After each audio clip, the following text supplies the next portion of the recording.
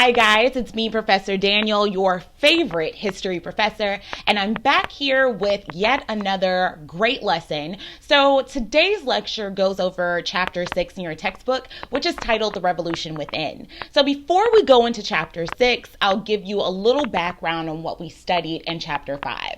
So chapter 5 was all about the American Revolution and really a lot of the events that led up to the American Revolution. So the chapter began with the end of the 7 Years' War, which left Britain in enormous debt. So in order to try to solve some of this problem, they decide to tax the colonies directly to try to get them to help in sharing the cost of war. So in order to try to alleviate some of this debt, they decide to tax the colonies directly. And one of these first taxes was the Stamp Act of 1765, which required that all printed materials made in the colonies carry a stamp from authorities. And things will go on like that and will end up culminating with the battles of Lexington and Concord, where the British will be marching to Concord to try to seize a weapons cache that they have in Concord, and that's officially the beginning of the American Revolution. Now, if you are a student of Schoolhouse Rock, like I was, the battles of Lexington and Concord were also known as the shots heard round the world, and it's the beginning of the revolution. So if you are into Schoolhouse Rock, I might just have to put it on your learning platform just to do it because I miss Schoolhouse Rock. It was the best. So I digress. So the end of chapter 5 ends with the Treaty of Paris, where Americans officially have independence. Great Britain is off of the mainland continent. And so we go into chapter 6. So chapter 6 largely takes place in the same time period as the American Revolution. What makes this chapter different, however, is that it really breaks down what's happening in the society. Now, this is really important because a lot of the times when we study history, we tend to look at history as if it's just a culmination of very large events. But really, what makes these events huge, what makes these events so interesting is that it's not necessarily the big things, the little things. And so in chapter 6, we'll be learning about what's going on at the societal level. What are ordinary people doing? Also, chapter 6 will really uncover this idea of the American Revolution as several revolutions. It's not just one revolution for independence because, again, not everyone wants independence. So yes, it is a fight for national independence, but it also is this culmination of this centuries-long fight between these imperial European empires. So that's another thing that the revolution is. So the revolution is also a fight for ideals. So now that we have independence, what kind of nation will this new America be? Right? And so these are the things that we'll be studying in this chapter. The rallying cry during the American Revolution and even after the American Revolution is liberty. But the big question this chapter will be liberty for whom? Who is entitled to this liberty and what is liberty? Is liberty something that we're born with, as many colonists, or as we can now call them, Americans will say? A lot of people believe that everyone is born free, everyone is born with liberty. However, others will believe that once you have a financial stake in society, that's when you're able to experience true liberty. Americans after the revolution will begin to challenge the social order. While America doesn't have hereditary succession, it does have qualifications that make full liberty possible. So, for example, the property qualifications for voting. Are states going to still have these? So these are the things that we'll be studying here in chapter 6. So as we continue, we'll start with talking about the revolution in Pennsylvania, because in Pennsylvania, I really like using this example because Pennsylvania is different from other states. So the pre-war elite in Pennsylvania actually opposed the idea of American independence. They believed that if America got independence and if they severed ties with Great Britain, they believed that society would be ruled by what they called back then, and as your book referred to them, as the rabble. And so they didn't want that. They believed that if we severed ties with Great Britain, that you would have the rabble come in and that it would lead to attacks on property. And so they weren't necessarily for independence. They opposed independence. A lot of your pre-war elite in Pennsylvania were actually what your book refers to as loyalists. They favored having close ties with the mother country, being Great Britain. However, after, or really prior to independence, especially after Thomas Paine's Common Sense, we get a rise of this new pro-independence faction across cities in Pennsylvania, such as Philadelphia, for example. So with this new pro-independence faction, they'll be made up of artisans and a lot of members of the lower class. After independence, the Pennsylvania will draft a new state constitution. And this constitution is going to be, I'll say, not the most, but one of the more liberal constitutions that states will draw up. So, for example, in Pennsylvania, they will have a one-house legislature where the representatives of the legislature are elected annually by tax-paying men over the age of 21. So in Pennsylvania, they won't have a property qualification for voting. They'll say that if you are a male taxpayer over the age of 21, then you are able to vote. So in Pennsylvania, they get rid of property qualifications for voting. And something that's pretty interesting, especially for the 18th century in America, they also establish low-fee schools in every county of Pennsylvania. The Constitution also had some pretty good protections, such as freedom of speech, freedom of writing. So I would say that is similar to what we would call freedom of the press, as well as freedom of religion. So Pennsylvania will be quite different, but not every state will have a constitution that will be as liberal as Pennsylvania's. In fact, every state will adopt new constitutions, and all of those constitutions will ensure that these governments must be republics, meaning that authority rests on the consent of the governed. Okay, so no monarchies here. Everything must be a republic, meaning that the authority in that area rests on the consent of the people, i.e., the governed. In 1776, John Adams a book called Thoughts on Government. And in Thoughts on Government, he gives people, I would say, an idea of how to form these new state governments. So in chapter 6, we're mostly talking about state governments. When we go to chapter 7, we'll be talking about the national government. But right now, we're really talking about colony by colony, or as they're known now, after independence, state by state. In Thoughts on Government, written in 1776 by John Adams, he believes that these constitutions should create balanced governments, meaning that there should be a two-house system. So he wanted a two-house system because he believed that the structure of government should reflect society's divisions. So meaning that there should be an upper house where the wealthy would be represented and a lower house where the ordinary people would be represented. So chapter 6 is all about these forming new state constitutions, but a really highly contentious issue will be who gets the right to vote. That will be an issue with just about every state.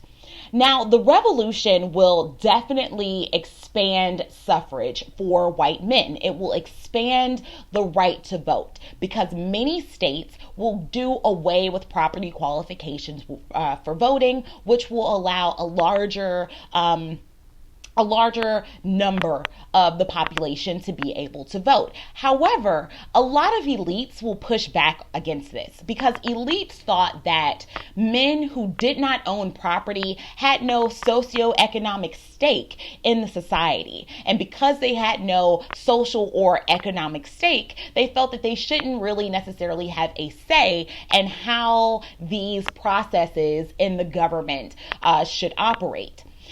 A lot of states, however, as I said, will do away with property qualifications for voting. So a lot of northern states will have a lot of democratization in their voting. Now, the least amount of democratization in voting will occur in the South.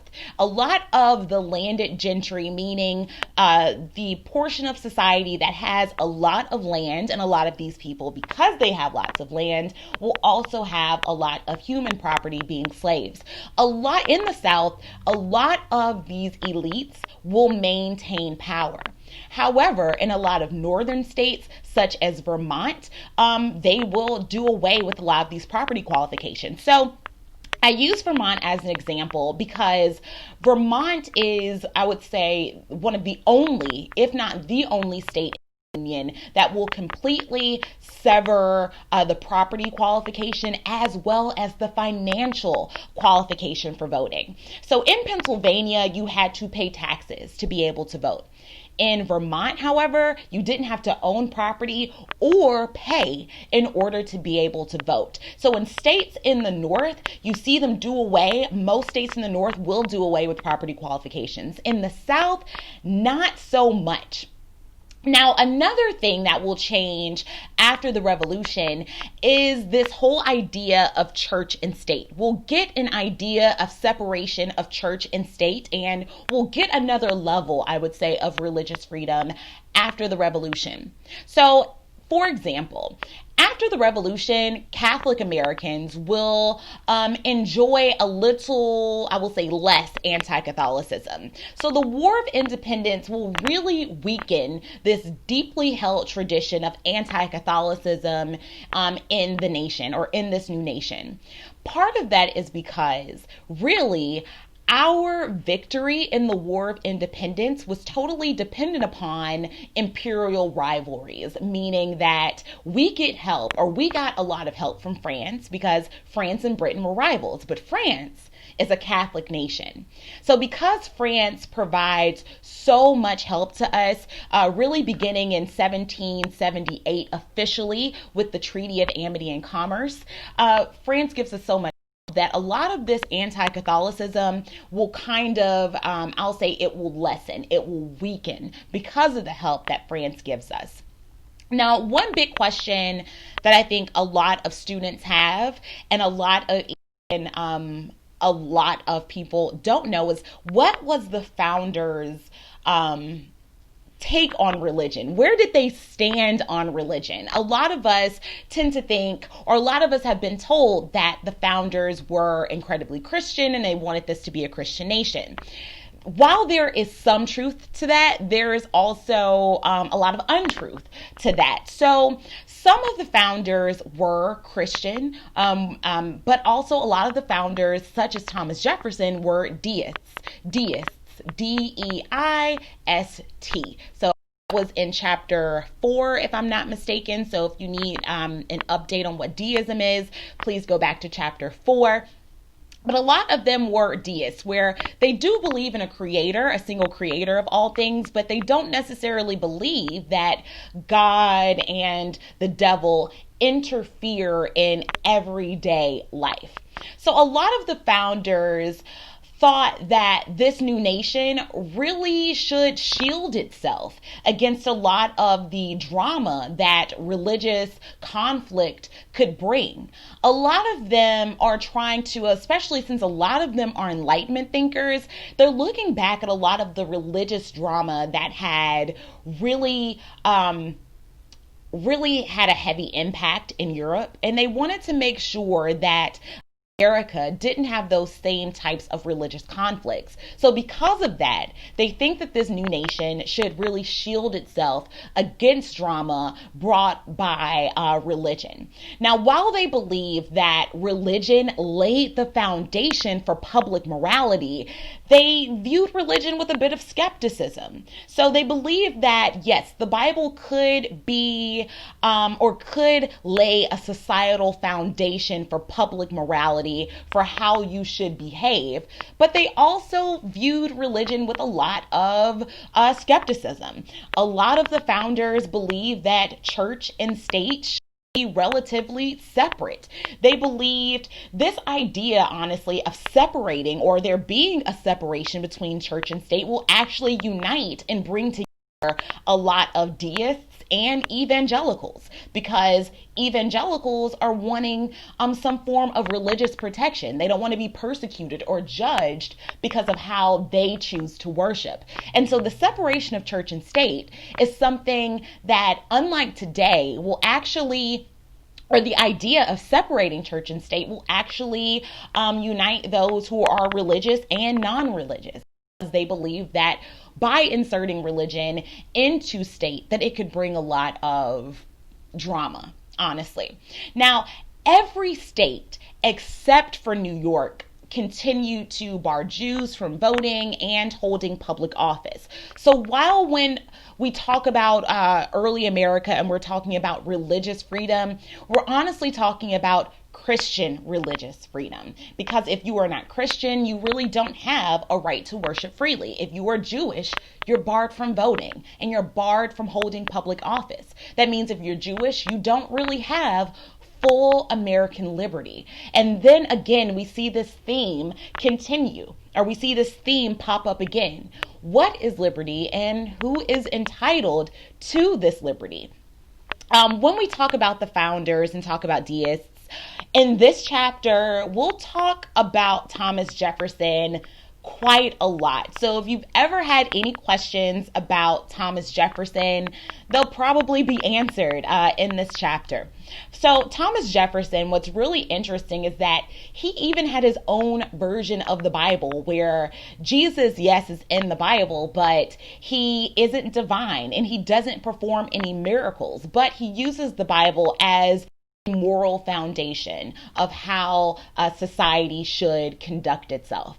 So continuing a little bit with the founders and especially with Thomas Jefferson, we're going to go straight into who is Thomas Jefferson and what are his thoughts on religious liberty. So interestingly enough, in 1786, so a little background on Thomas Jefferson, period. So Thomas Jefferson is a founding father. He is the author of the Declaration of Independence. It is he who will famously write in the preamble that all men are created equal and are endowed by their creator with certain inalienable rights, that among these are life, liberty, and the pursuit of happiness.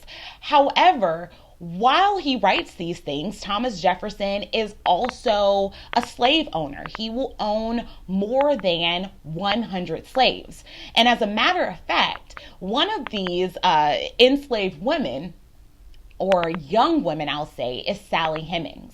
So Thomas Jefferson will carry on this years-long relationship with Sally Hemings, and he will father a number of children. Back in the 90s, when this information broke by historian Annette Gordon-Reed, it was met with a lot of contention. A lot of people didn't want to believe that Thomas Jefferson fathered children by his enslaved property, Sally Hemings. But after DNA tests were done, it's funny, the Hemings relatives who are still alive and Jefferson's descendants are actually biologically related. But I digress.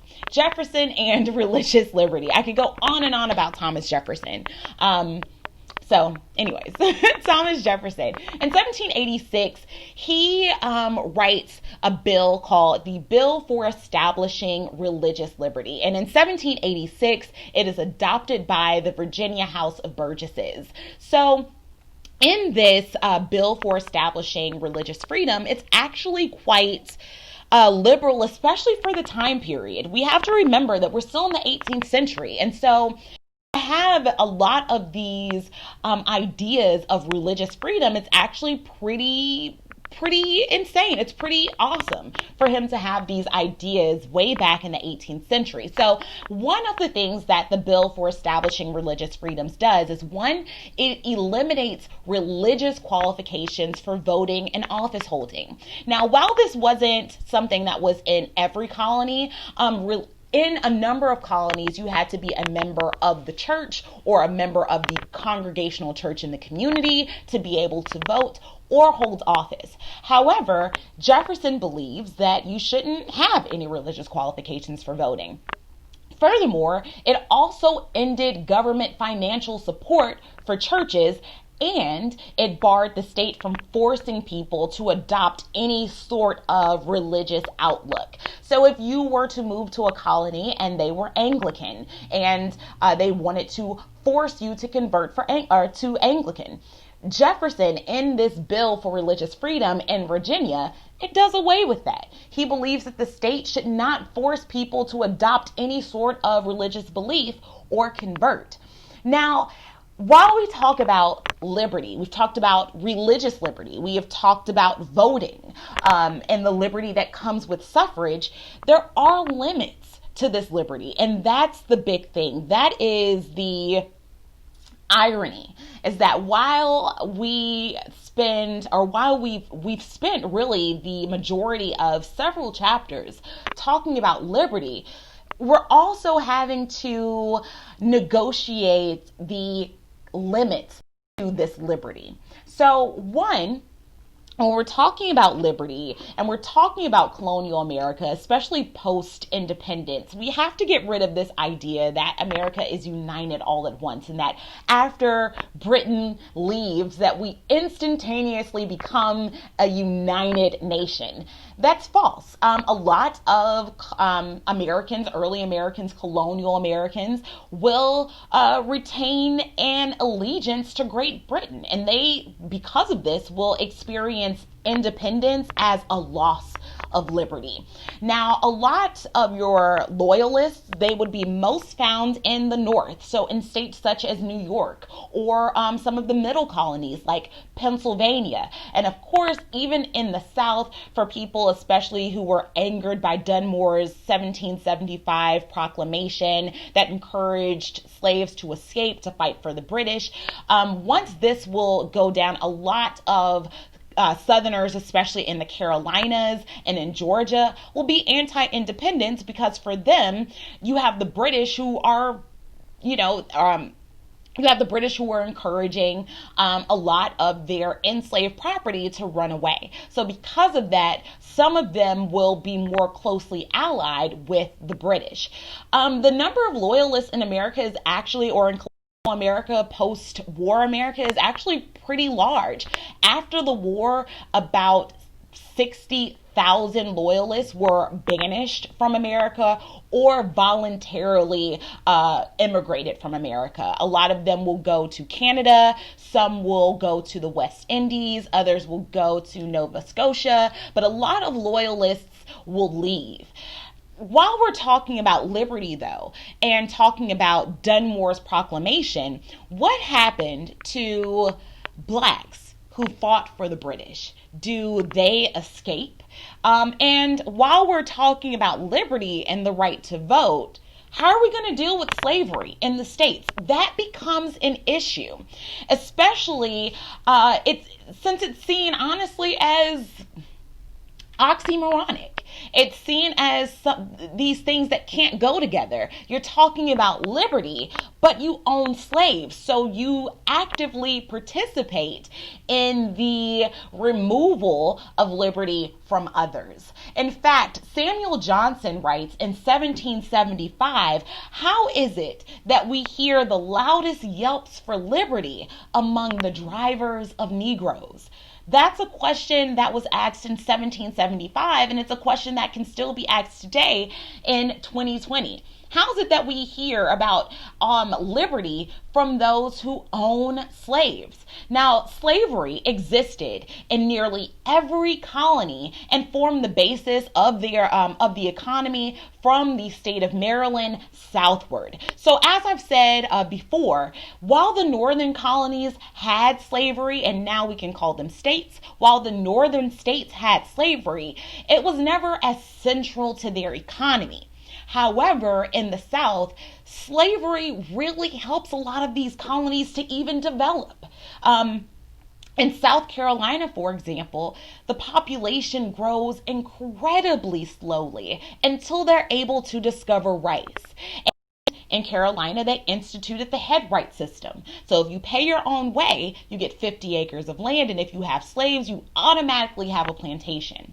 In fact, it is slavery that makes South Carolina hierarchical, right? It's really slavery that makes South Carolina hierarchical, because it develops this or creates this higher level or this upper caste, right, of wealthy planters.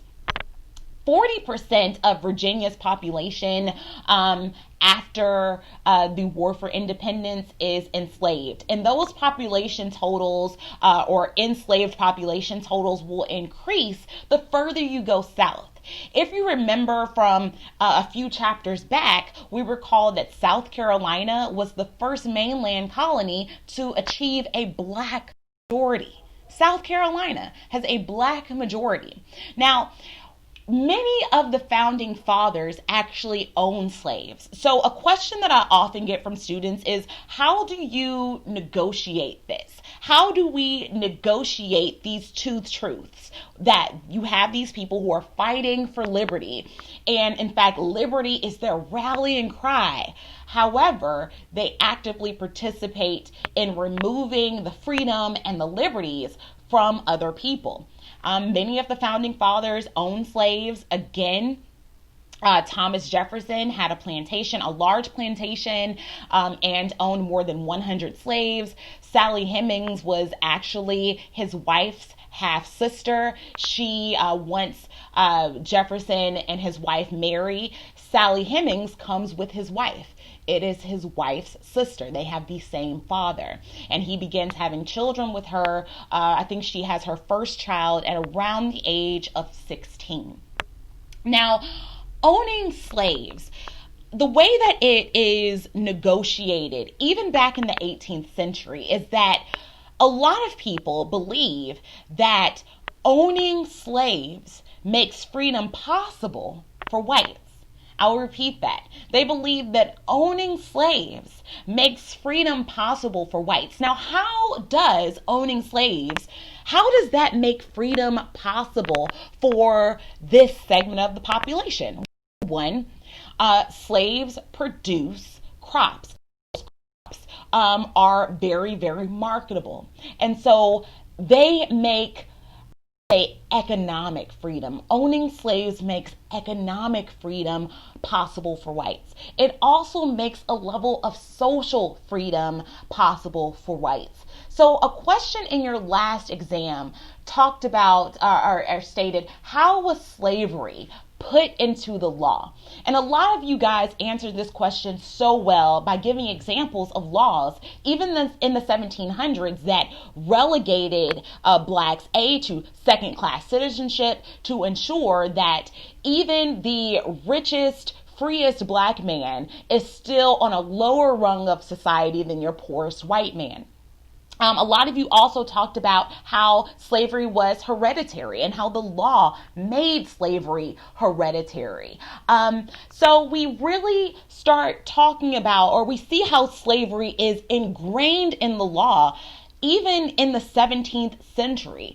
The first Africans come to America or arrive in America in 1619.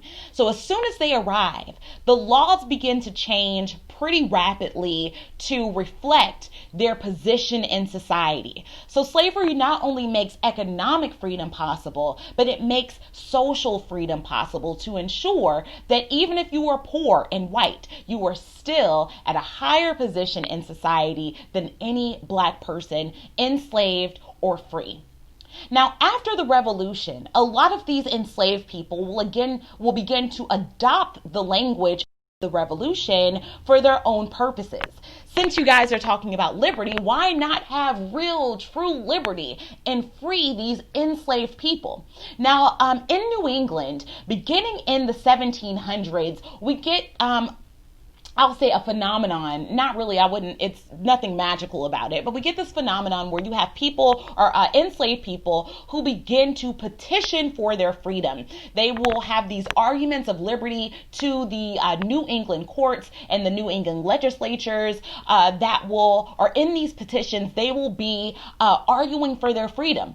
Now remember, in the 1700s, most of these enslaved people are only 1 to 2 generations removed from freedom, meaning that they know what freedom is. They've experienced freedom. A number of these people were still in the 1700s have just been imported to America. So they're petitioning for freedom because they know what freedom is. They're not too far removed from freedom. And so a number of enslaved people will gain freedom by petitioning for their freedom. However, not many people will gain freedom this way.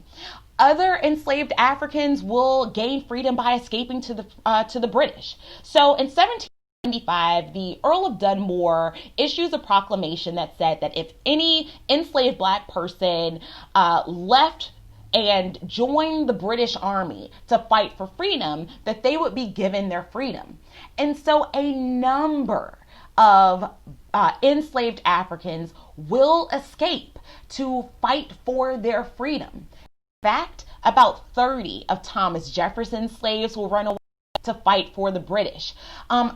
Numerous signers of the Declaration of Independence will lose slaves in this very way, because as they're fighting for liberty, they have property that is searching for liberty. And so they search for this liberty really by any means necessary. And so a lot of enslaved Africans will run away and will gain freedom as a result of escaping from the British. In fact, more than 15,000 black men, women, and children will leave the nation with the British. Now, some will end up in England, others will end up in Nova Scotia, and still some others will end up in the West African nation of Sierra Leone, which was formed for formerly enslaved Africans. However, many will be re-enslaved in the West Indies. Some will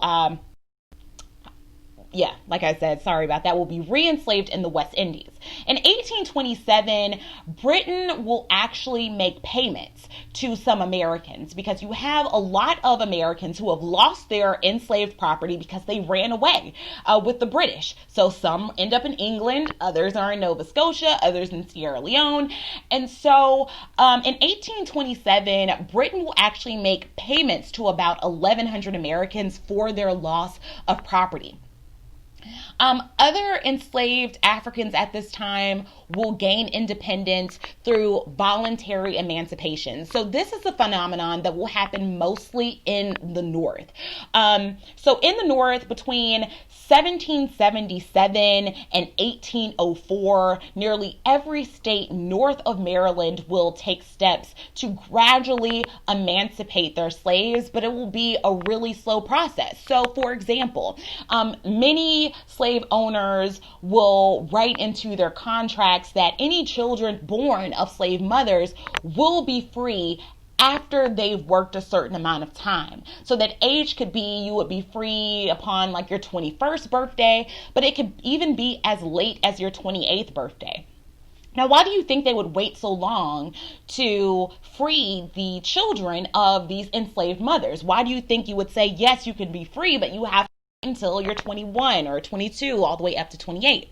Well, that's because when they're in their early 20s, they're in their prime working years. So you still that's the way, or I would say that is the way that a lot of these slave owners are still able to get some type of financial security from their investment. So they work them during their best working years, and they're still able to get that financial investment, and then they gradually emancipate. However, again, it's super slow. As a matter of fact, in New York City between 1783 and 1800, only 76 voluntary emancipations will occur. So voluntary emancipations, again, yes, they occur, but A, it's very, very slow. And B, it will occur mostly in the North, in states that are north of Maryland, where slavery is not necessarily central to their economy. Now, yes, did they have slavery in the North? Absolutely. But it was a different type of slavery. It was not based on the plantation. And so in the North, we will see a lot of gradual emancipations all the way, or not a lot, but we'll see a few gradual emancipations all the way up to about 1804. And that is really how you see or get to see this dividing line between a northern or a north and a south, meaning the North is free and the South is enslaved. Okay, now another group that my goodness, if I can get, okay, together. All right, so how about free Black people? Were there free Black people at this time? Yes. So there were free Black communities. In 1776, which is around the year that the revolution begins, there are fewer than 10,000 free Blacks in the United States.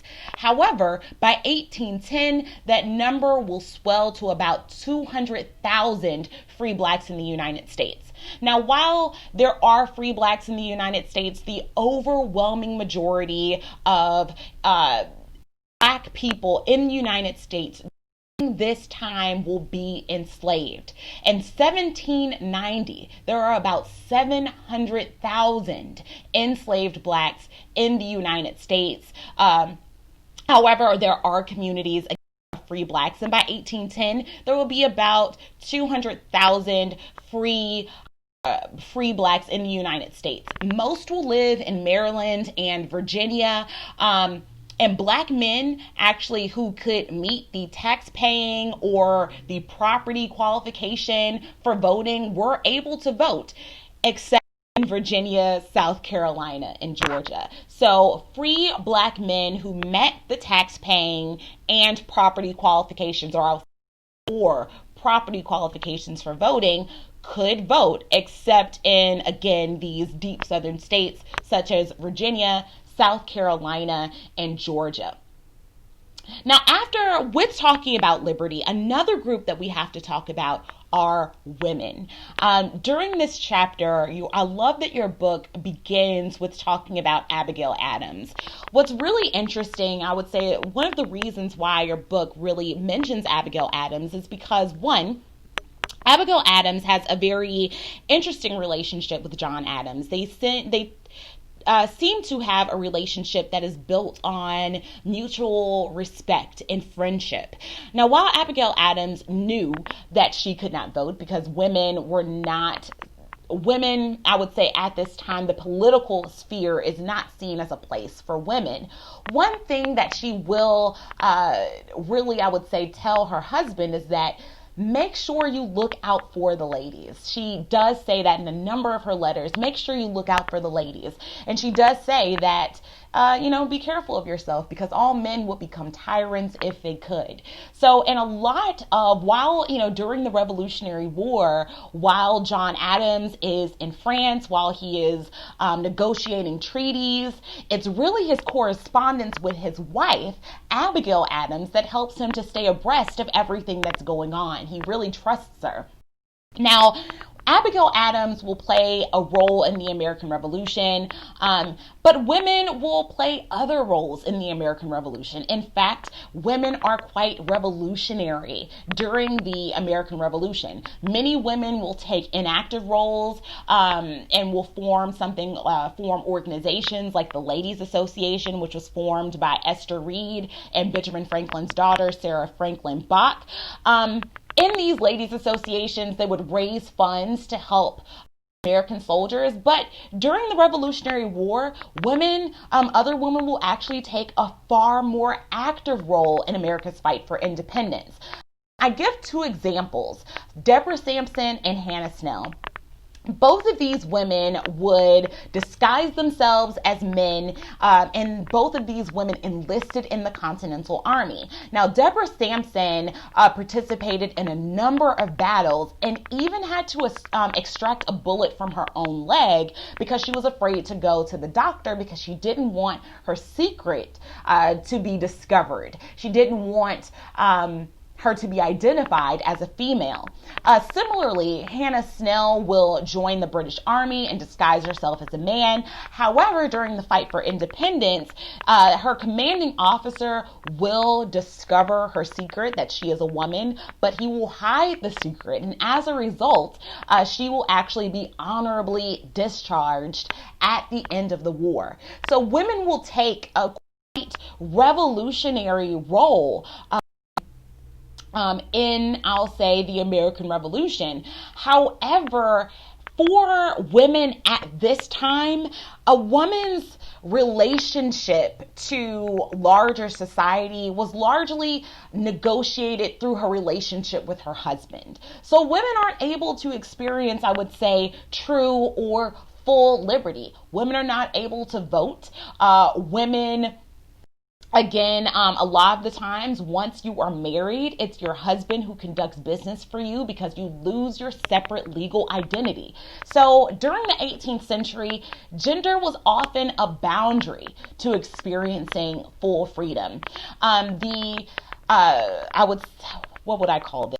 The principle, I guess you could say, or the practice of coverture is still intact. Coverture is this practice where the husband holds full legal authority over his wife. And that was intact. It remained intact even after the War for Independence. Even though so many aspects of American society are changing, women, a lot of things stay the same. For women, her place was seen as being in the home, and to be a mother. The role of the woman at this time was to be a good wife and a good mother. And there's a term for this. It's called Republican motherhood. That is something that was encouraged. Women really played an indispensable role. During this time, it was thought that women played an indispensable role in society because it was the goal, or I would say the role of the woman, to teach the children and to teach future citizens on how to be good citizens. Republican motherhood will actually also encourage the expansion of educational opportunities for women, because the thought is, how can you train up good citizens if you don't have good education? How can you teach the coming generation if you don't have any education yourself? And so the idea is that women needed education to be able to teach their sons and daughters about liberty and about the government and about how to be good citizens, right? So John Adams will actually say the foundation of national morality must be laid in private families, and by a lot of these women, right?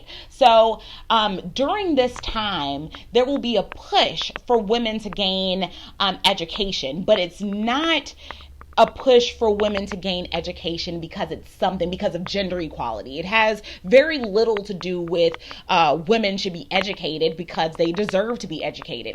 No, it's more or less women need to be educated because it is the role of the woman to take care of the home and to raise the children. And in order to be able to teach them to be good citizens, and in order to teach them about liberty and about the government, they have to be educated. But again, coverture is still in place, so men hold legal authority over their wives. And interestingly enough, the phrase to have and to hold, not only was that in wedding vows, it was also in deeds for home sales and for property sales. So it helps understand the marriage contract a little better, in that to have and to hold and all of these things are in both marriage contracts and property ownership contracts. So in chapter 7, this chapter really focused more on what's going on state by state, really focuses on what's going on in the communities. Chapter 7 will have more of a focus on what's going on nationally and how are we going to form this national government. Each state had the freedom of creating their own republic and their own constitution that gave their own citizens different rights. And as we could see in Pennsylvania, while with the property qualification for voting, you still had to pay taxes. However, in Vermont, they did away with both property and property ownership and the tax paying qualification for voting. In Chapter 7, as we move forward, we'll talk about what's going to happen to the nation as a whole. What do we do? How do we write this new state and what rights should be in there? So I will see you guys next week with another lesson. All right, see you guys later.